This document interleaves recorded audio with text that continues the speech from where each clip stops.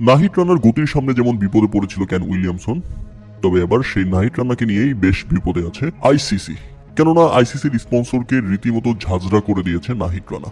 150 kilometre গতিতে bowling করতে গিয়ে নাহিদ রানা একটু বেশি লম্বা রান আপ নিয়ে বোলিং করতেন, আর যে কারণে আইসিসির স্পন্সর ডিপি ওয়ার্ল্ডের কার্পেটের উপর থেকে বোলিং করতে হতো তাকে। কিন্তু সেখান থেকে বোলিং করতে গিয়ে নাহিদ রানা তার জুতার ধারালো স্পাইক দিয়ে রীতিমতো ঝাঁঝরা করে দিয়েছে আইসিসির স্পন্সর ডিপি ওয়ার্ল্ডের সেই কার্পেট। তাই তো বারবার রিপ্লাইতে দেখানো হচ্ছিল কিভাবে নাহিদ রানা তার পা দিয়ে ঝাঁঝরা করে দিচ্ছে ডিপি ওয়ার্ল্ডের বুক। আর এটা দেখানোর পর থেকেই অনেকের মনে প্রশ্ন জেগে উঠছিল, তবে কি এর জন্য স্পন্সর কার্পেট নষ্ট করার জন্য নাহিদ রানাকে কি জরিমানা গুনতে হবে? না দর্শক, বিষয়টি মোটেও এমন নয়। এটার জন্য জরিমানা দিতে হবে না নাহিদ রানাকে।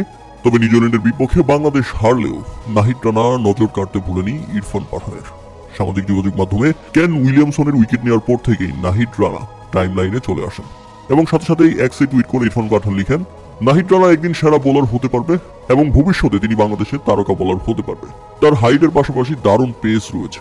তবে সবচেয়ে বড় ইম্পর্টেন্ট যে জিনিসটি সেটা হচ্ছে নাহিদ রানা ক্রিকেটে একটু দেরিতে এসেছে এবং আমি মনে করি তার আশেপাশে যে কোচরা আছে তারা যেন তাকে সবসময় নজরে রাখেন এবং কঠোর যত্ন নেন।